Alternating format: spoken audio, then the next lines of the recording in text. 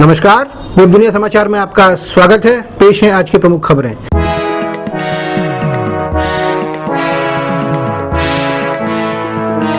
कश्मीर में मुठभेड़ के बाद पाकिस्तानी आतंकवादी को जिंदा दबोचा। उग्रवादियों ने उधमपुर जिले में जम्मू श्रीनगर राष्ट्रीय राजमार्ग पर बीएसएफ के एक काफिले पर बुधवार को हमला कर दिया, जिसमें 2 जवान शहीद हो गए और 11 अन्य जख्मी हो गए। जवाबी गोलीबारी में एक आतंकी मारा गया, जबकि एक पाकिस्तानी आतंकवादी को जिंदा दबोच लिया गया। इसका नाम कासिम उर उस्मान है, जो कि पाकिस्तान का रहने वाला है। खबरों के मुताबिक 6-7 दिन पहले कासिम पाकिस्तान से आया था। उधमपुर के उपायुक्त शाहिद इकबाल चौधरी ने बताया कि आतंकी ने क्षेत्र के पास स्थित एक गांव के स्कूल में 3 लोगों को बंधक बना लिया था।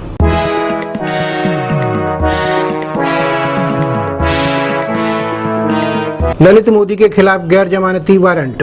धन शोधन रोकथाम कानून से संबंधित एक विशेष अदालत ने प्रवर्तन निदेशालय के एक आवेदन पर आईपीएल के पूर्व प्रमुख ललित मोदी के खिलाफ बुधवार को गैर जमानती गिरफ्तारी वारंट जारी कर दिया। विशेष न्यायाधीश पीआर भावके ने वारंट जारी करते हुए कहा कि प्रवर्तन निदेशालय का आवेदन स्वीकार किया जाता है। ईडी ने पिछले हफ्ते ललित मोदी के खिलाफ विशेष अदालत में आवेदन दायर कर गैर जमानती गिरफ्तारी वारंट जारी किए जाने का आग्रह किया था। ईडी के सूत्रों के अनुसार यह वारंट विदेश मंत्रालय भेजा जाएगा, जो इसे ब्रिटेन भेजेगा। ईडी द्वारा 2009 में अपने खिलाफ जांच शुरू किए जाने के तुरंत बाद ही पूर्व आईपीएल प्रमुख ने देश छोड़ दिया था।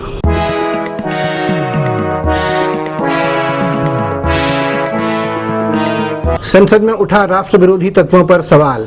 जम्मू कश्मीर में राष्ट्र विरोधी तत्वों द्वारा पाकिस्तान का झंडा फहराए जाने का मुद्दा बुधवार को लोकसभा में भाजपा के एक सदस्य ने उठाया और प्रदेश तथा केंद्र में सत्तारूढ़ अपनी सरकारों द्वारा ऐसे तत्वों के खिलाफ कड़ी कार्रवाई नहीं किए जाने पर सवाल उठाया। लोकसभा में भाजपा के आर.के. सिंह ने शून्यकाल में यह मुद्दा उठाते हुए कहा कि कश्मीर में राष्ट्र विरोधी तत्व पाकिस्तान के झंडे लहरा रहे हैं। देश ऐसी गतिविधियों को बर्दाश्त करने की स्थिति में नहीं है। सिंह ने कहा कि यदि राज्य सरकार ऐसी घटनाओं का संज्ञान लेकर कड़ी कार्रवाई नहीं कर रही है तो केंद्र सरकार को इस दिशा में कड़ा कदम उठाना चाहिए।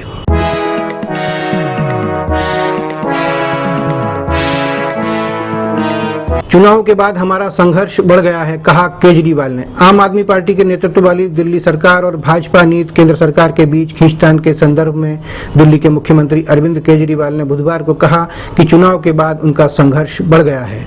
चुनाव में उनकी पार्टी को पूर्ण बहुमत मिला था। केजरीवाल ने कहा कि हमें लगा था कि चुनाव तक ही संघर्ष होगा, लेकिन हमने महसूस किया है कि हमारा संघर्ष वास्तव में अब शुरू हुआ है।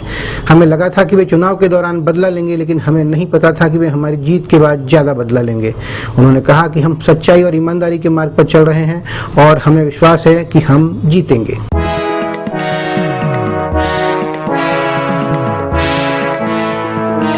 ऑस्ट्रेलिया कोर्ट में अडानी को झटका। भारत के अडानी समूह की ऑस्ट्रेलिया में विश्व की सबसे बड़ी कोयला खान विकास परियोजना को झटका लगा है, क्योंकि पर्यावरण संरक्षण से जुड़ी संस्थाओं की अपील पर देश की एक अदालत ने $16.5 अरब की इस परियोजना को दी गई पर्यावरण संबंधी मंजूरी रद्द कर दी है।